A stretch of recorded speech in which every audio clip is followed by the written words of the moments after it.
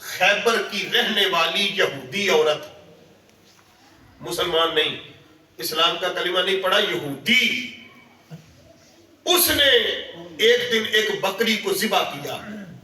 ذبح کرنے کے بعد اس بکری کے گوشت میں زہر ملایا اور اگلی ٹانگوں میں زہر زیادہ شامل کیا. کیوں؟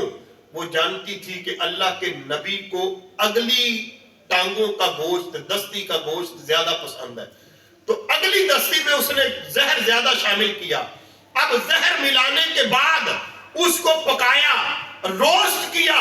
روسٹ کرنے کے بعد لبن حدیث کے یہ ہیں، احدث علی رسول اللہ صلی اللہ علیہ وسلم، اللہ کے حبیب کی بارگاہ میں آئی اور اس کا نظریہ یہ تھا کہ اگر وہ نبی سچے ہوں گے تو جان جائیں گے، پتہ چل جائے گا، اگر جھوٹے ہوں گے تو ختم ہو جائیں گے. تو میں یہ کہنا چاہتا ہوں، اگر بندہ یہودی ہو، کافر ہو، مشرک ہو، اس بات پہ تو اس کا بھی یقین ہے کہ جو نبی ہوتا ہے اللہ اسے غیب کی خبریں عطا فرما کے بھیجتا ہے. عورت یہودی ہے، مسلمان نہیں، لیکن عقیدہ یہ ہے کہ اگر نبی سچے ہوئے تو پتہ چل جائے گا، اور اگر جھوٹے ہو گئے تو ویسے ہی ختم ہو جائیں گے. اب اس نظریے سے گوشت میں زہر ملایا، سرکار کی بارگاہ میں آئی اور آپ کے ہدیے کے طور پہ، تحفے کے طور پہ وہ گوشت حضور کی بارگاہ میں پیش کیا. لفظ ہے فَأَخَذَ رَسُولُ اللَّهِ صَلَّى اللَّهُ عَلَيْهِ وَسَلَّمَ الزِّرَاءَ. نبی اکرم صلی اللہ علیہ وسلم نے اگلی دستی کو اٹھایا، اس بوٹی کو اٹھایا، اگلی ٹانگ کی ایک بوٹی اٹھا کے، دستی اٹھا کے سرکار کھانے لگے. اب صحابہ بھی اٹھا کے تناول کرنے لگے، لیکن فقال رسول اللہ صلی اللہ علیہ وسلم ارفعوا ایدیکم. سرکار نے فرمایا صحابہ نہ تناول نہیں کرنا، گوشت نیچے رکھ دو. گوشت نیچے رکھ دو. اب نیچے رکھوایا اور ساتھ وَأَرْسَلَ رسول اللہ صلی اللہ علیہ وسلم إِلَى الْيَهُودِيَّةِ. حضور نے اس یہودی عورت کو پیغام بھجوایا، وہ آئی تو ابھی کسی نے بتایا نہیں. اب لفظوں پہ توجہ کرنا، بولنے والا بولا نہیں، ابھی کسی نے کلام کیا نہیں. جیسے ہی عورت آئی سرکار کہنے لگے اَسَمَمْتِ هَذِهِ الشَّاةَ، کیا تو نے بکری کے گوشت میں زہر ملایا ہے؟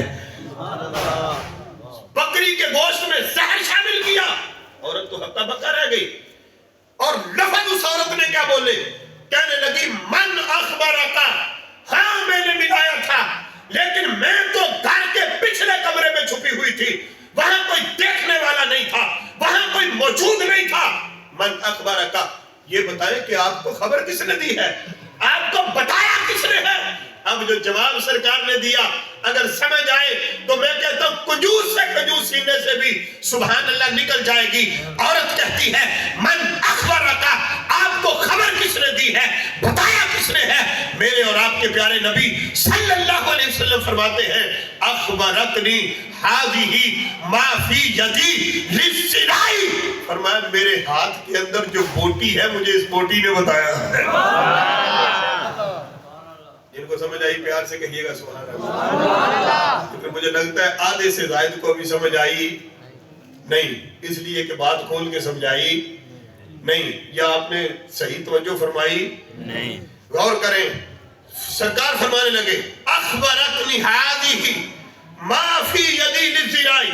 فرمایا یہ جو میرے ہاتھ میں بوٹی ہے مجھے اس بوٹی نے خبر دی ہے. اب میں آپ سے پوچھنا چاہتا ہوں، بتاؤ کبھی بوٹیاں بھی بولی ہیں، کبھی بوٹیوں سے بھی آوازیں آئی ہیں، کبھی سنا ہے کہ بوٹی کے اندر سے کوئی لفظ نکلا ہے، آواز پیدا ہوئی ہے، صوت کوئی ہے ہی نہیں. ہاں اگر وہ بوٹی بکری کے ساتھ لگی ہوتی، بکری زندہ ہوتی، پھر بکری بولتی تو سمجھ آ سکتا تھا کہ بکری زندہ تھی، بکری بولی تھی.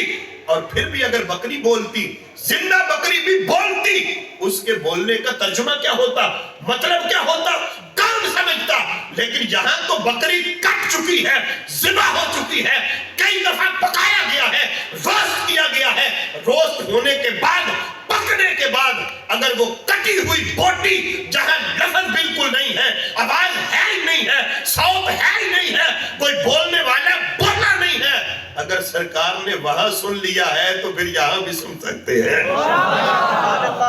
سرکار نے کہا بوٹی سے آواز آئی ہے.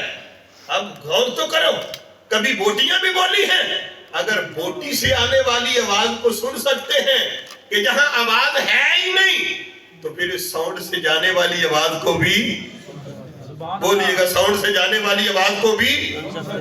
اور پھر جو میں اگلی بات عرض کر رہا تھا کہ یہ میرے اور آپ کے نبی صلی اللہ علیہ وسلم کے سننے کا یہ بھی فرق ہے۔ یہ علیحدہ بات ہے، لوگوں نے باقاعدہ، میں نے رات بھی عرض کیا تھا، گردانیں بنائی ہوئی، وہ ہمارے جیسے ہم ان جیسے، ان کے بھی دو ہی ہاتھ ہمارے بھی دو ہی، ان کے دو، یہ باقاعدہ سیرت بیان ہوتی ہے اور حوالہ بھی حضرت عائشہ صدیقہ کا دیا جاتا ہے۔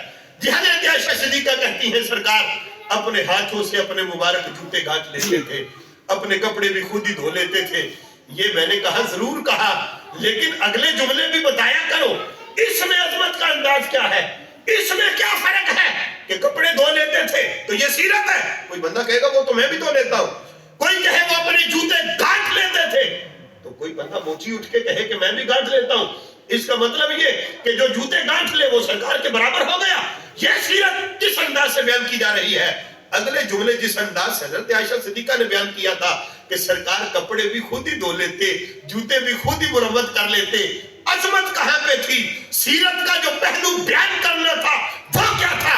حضرت عائشہ صدیقہ کہتی ہے جب سرکار جوتے گانٹھ رہے تھے میں نے مبارک پیشانی کو دیکھا، کانا یتولد نورا، سرکار کی پیشانی پہ پسینہ آیا ہوا تھا، اور سرکار کا پسینہ وہ جو قطرے تھے ایسے لگ رہے تھے جیسے نور کے قطرے ہیں۔ لوگ سرکار کی ذات کو نور نہیں مانتے، حضرت عائشہ صدیقہ کہتی ہیں وہ ایسے لگ رہے تھے قطرے جیسے حضور کی پیشانی پہ نور کے قطرے ہیں۔ یہ تھا سیرت کا پہلو جس سے عظمت نکلتی ہے۔ ہاتھوں کو بیان نہ کرے کہ ہماری طرح کے دو ہاتھ تھے، ہاتھوں کا کمال بیان کرے، ہاتھ دو ہی تھے لیکن کمال اتنا تھا انگلی اٹھتی تھی تو چاند دو ٹکڑے ہو جاتا تھا۔ یہ سیرت ہے، ہاتھ دو ہی تھے لیکن اگر وہ اشارہ کرتے تھے تو ڈوبا ہوا سورج واپس آ جاتا تھا، انگلیاں ہماری طرح کسی تھی، لیکن کمال یہ تھا اگر خالی برتن میں رکھ دیتے تھے چشموں کی طرح پانی نکل آتا تھا، 1500 صحابہ پانی پی جاتے، پانی پھر بھی ختم نہیں ہوتا تھا۔ یہ انداز ہے سیرت کو بیان کرنے کا۔ بہرحال جو بات کر رہا تھا توجہ کرنا، اب بوٹی سے آواز آئی تو سن لیا، اب اس سے اگلا سٹیپ جو عرض کر رہا تھا کہ اگر جانور زندہ بھی ہو پھر بھی بولے، اس کے بولنے کا ترجمہ کیا ہوگا؟ مجھے سمجھ نہیں آئے گی، آپ کو سمجھ نہیں آئے گی، لیکن سرکار کے سننے کا کمال یہ تھا کہ بولنے والا کوئی بھی ہوتا تھا۔ میں صرف انسانوں کی بات نہیں کر رہا، ہمارا اور ان کا یہ بھی فرق ہے، یعنی میرے لیے ضروری ہے کہ جو زبان میں جانتا ہوں مجھ سے گفتگو کرنے والا اسی زبان میں بولے تو پھر مجھے سمجھ آئے گی۔ اگر مجھے اردو آتی ہے تو کوئی اردو میں کلام کرے، اگر میں پنجابی بول لیتا ہوں سمجھتا ہوں تو کوئی پنجابی میں گفتگو کرے تو پھر سمجھ آئے گی۔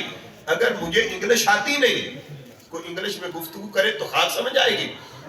ہندی میں جانتا نہیں، ہندی کوئی بولے تو کہاں پلے پڑے گی؟ لیکن یہاں ہندی، سندھی، فارسی، عربی کی بات نہیں کر رہا، توجہ ہے، انسانوں کی بات نہیں کر رہا۔ میں کہتا ہوں میرے اور آپ کے نبی کی بارگاہ ایسی بارگاہ تھی، اگر وہاں جانور بھی آ کے بولتے تھے حضور جانوروں کی بولیاں بھی سمجھ لیتے تھے، اور صرف سمجھتے نہیں تھے صحابہ کو بتا بھی دیتے تھے، اور جانور جو مانگتے تھے اللہ کے حبیب عطا بھی فرما دیا کرتے تھے۔ پیار سے کہیے گا سبحان اللہ۔ بات کو اختتام کی طرف لاتا ہوں، توجہ تھوڑی سی کیجئے گا۔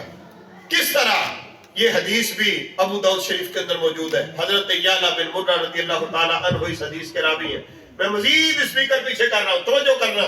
یعلا بن مرہ کہتے ہیں کہ صحابہ کرام بیٹھے ہوئے تھے، ہم موجود تھے، فلما رآہ البعیر، کہتے ہیں ایک اونٹ آیا نبی کریم صلی اللہ علیہ وسلم کی بارگاہ میں، اونٹ، تو کہتے ہیں جب اس اونٹ نے حضور کو دیکھا، صحابہ بھی بیٹھے تھے، اب اور لوگ بھی ہیں، اللہ کے حبیب کے پاس اونٹ آیا جڑ جڑا، اونٹ نے آ کے کوئی آواز نکالی، فوادہ جیرانہ ہو، پہلے آواز نکالی پھر اپنی گردن کو حضور کے قدموں میں جھکا دیا سرکار کے پاس آ کے۔ اب یہ تو اونٹوں کو بھی پتا ہے، آج ہمارے کلمہ پڑھنے والے مسلمان بدبختی کی وجہ سے کہیں کہ کوئی مشکل حل ہی نہیں کر سکتا، وہ اللہ ایک ہی ہے، مشکل کشا، حاجت روا، ایک خدا، ایک خدا۔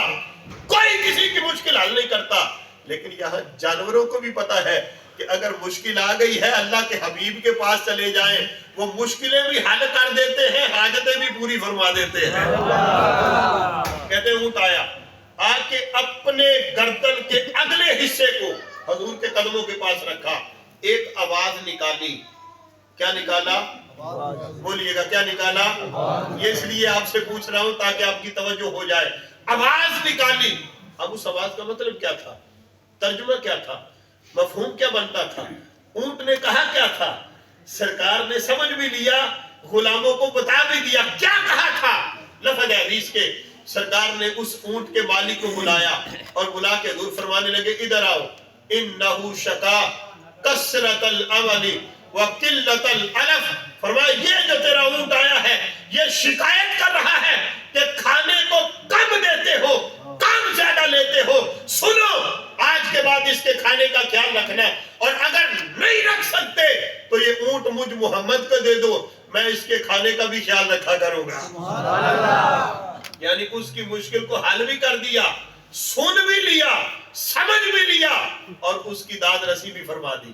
جو اونٹوں کی مشکلیں حل کر سکتے ہیں تو کلمہ پڑھنے والوں کی کیوں نہیں کریں گے؟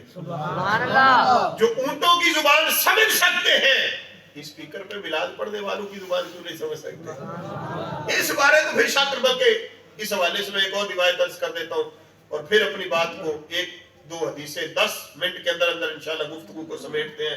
توجہ کرنا،